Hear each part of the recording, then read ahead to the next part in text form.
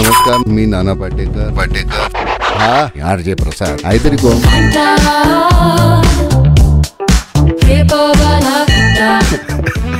अच्छा good morning.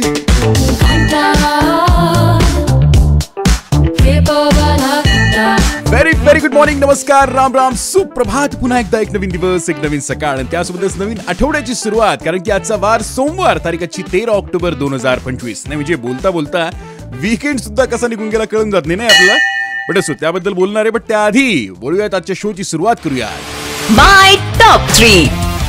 सगळ्यात पहिली अपडेट सांगायची म्हटली तर आरोग्य कर्मचाऱ्यांची दिवाळी आता गोड होणार आहे. कारण राज्य सरकारने 15% पगारवाढ केलेली आहे.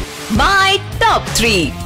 त्यासोबतच राज्य सरकारकडून शेती कर्ज वसुलीला स्थगिती. शेतकऱ्यांचे 3 महिन्याचं वीज बिल सुद्धा माफ केलं जाणार आहे.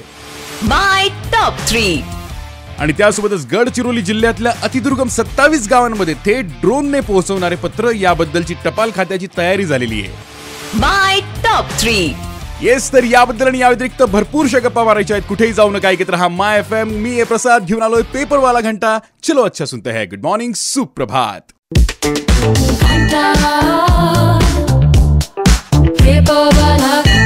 Welcome back. ट्यून केलं तुम्ही माय FM. माझं नाव आहे प्रसाद, घेऊन आलोय पेपरवाला घंटा. तर वेळ वाया न घालवता वळूयात पहिल्या अपडेटकडे.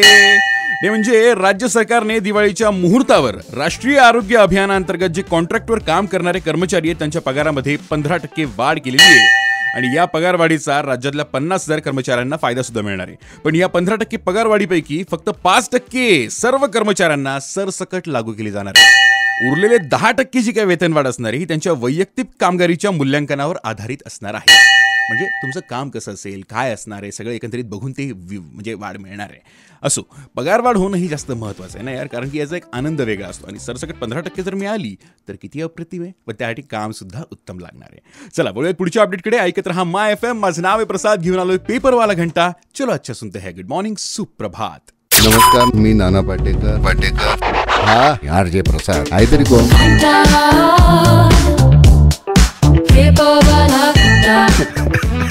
अच्छा येस, ट्यून केलं तुम्ही माय FM. माझं नाव आहे प्रसाद, घेऊन आलोय पेपरवाला घंटा. तर चला बोलूयात पुढच्या अपडेटकडे. नाही म्हणजे राज्य सरकारकडनं आता एक निर्णय घेण्यात आलाय, शेती कर्ज वसुली स्थगिती. कारण की यावर्षी पावसाने जी काही हजेरी लावली त्यामुळे जवळपास अतिवृष्टी झाली आणि 34 जिल्ह्यांमध्ये प्रचंड नुकसान झालेलं आहे. आणि या नुकसानाचा विचार करता शेतकऱ्यांना एक मदतीचा हात म्हणून आता राज्य सरकारकडनं एक पाऊल उचललं गेलंय. सहकारी संस्थांकडनं कर्जाचं सुसूत्रीकरण केलं जाईल आणि एका वर्षासाठी कर्ज वसुलीला स्थगितीचा निर्णय घेण्यात आलेला आहे. आणि यासोबतच GR जो आलेला आहे त्यामध्ये 10वी-12वीच्या विद्यार्थ्यांना परीक्षा शुल्क माफ आणि शेतकऱ्यांचं 3 महिन्याचं वीज बिल माफ करण्याचं सुद्धा नमूद करण्यात आलेलं आहे. म्हणजे शेतकरी एकदा उभा राहिला तर आपली संपूर्ण अर्थव्यवस्था उभी राहते. कुठे ना कुठे आपली अर्थव्यवस्था ही शेतीवर सुद्धा डिपेंड आहे, नाही का? चला बोलूयात पुढच्या अपडेटकडे. ऐकत रहा माय FM. माझं नाव आहे प्रसाद, घेऊन आलोय पेपरवाला घंटा. चलो अच्छा सुनते हैं. गुड मॉर्निंग, सुप्रभात.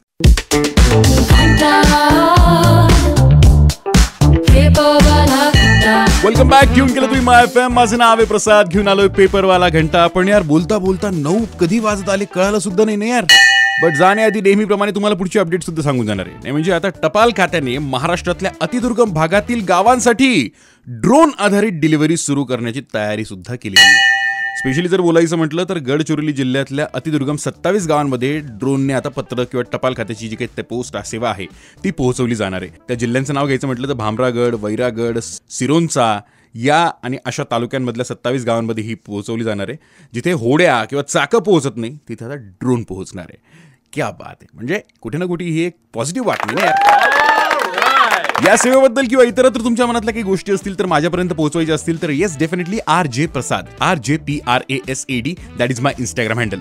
चला बोलूयात तिकडे. आता निघतोय, पण भेटूयात उद्या सकाळी 8 वाजता घेऊन पेपरवाला घंटा. चलो अच्छा सुनते हैं. गुड मॉर्निंग, सुप्रभात. नमस्कार, मी नाना पाटेकर हा RJ प्रसाद आहे तरी कोण?